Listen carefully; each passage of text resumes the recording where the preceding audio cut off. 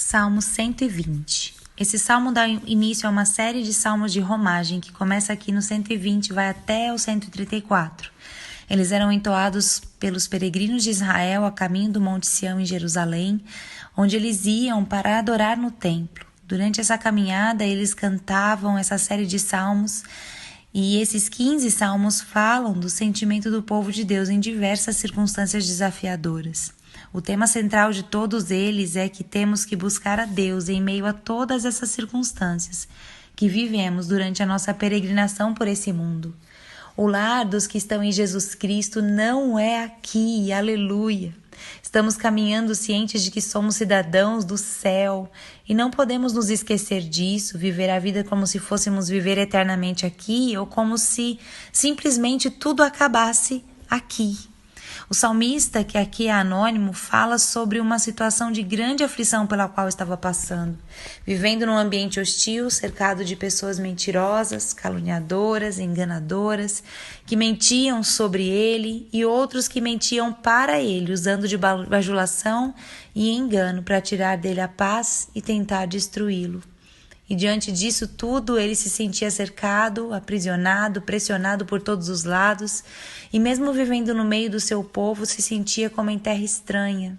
Essas são situações que vivemos aqui.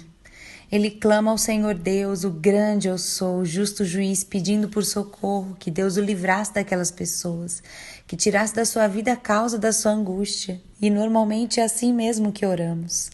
A Bíblia contém vários textos nos ensinando a não sermos maldizentes, nos mostrando as consequências espirituais disso e o quanto isso desagrada a Deus.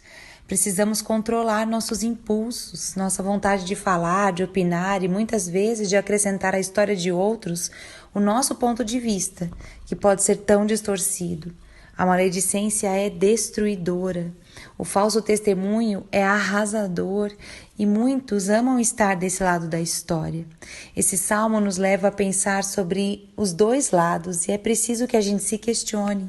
Quem sou eu nesse salmo? Aquele que é pela paz e que, apesar de toda a indignação e angústia que a difamação, injustiça e maldade de alguns provoca, eu escolho clamar, pedindo socorro a Deus e não me indignar contra Ele, mas me lembrar de que Ele é o Deus que me responde e, ainda que não faça como eu penso ser melhor, me enche da certeza de que Ele fará justiça, porque Ele é justo.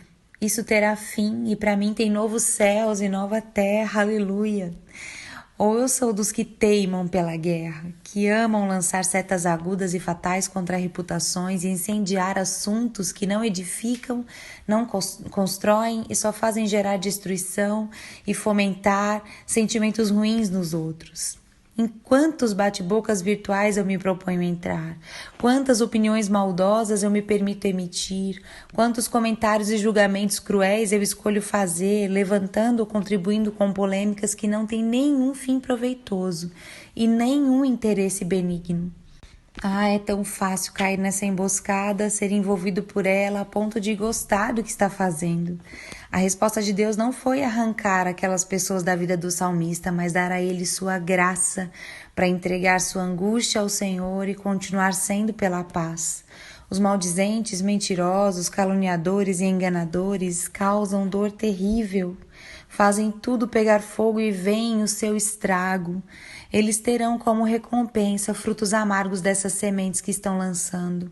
Aqueles que não se arrependem viverão a condenação eterna e não há nada mais terrível que se possa colher.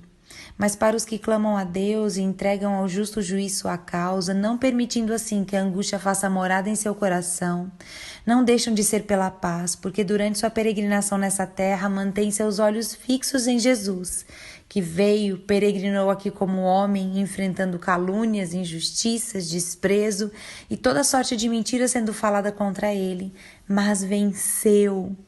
Como o salmista se sentia um estrangeiro no meio do seu próprio povo por causa daquele ambiente hostil, nós também estamos aqui de passagem, andando rumo a Jerusalém celestial.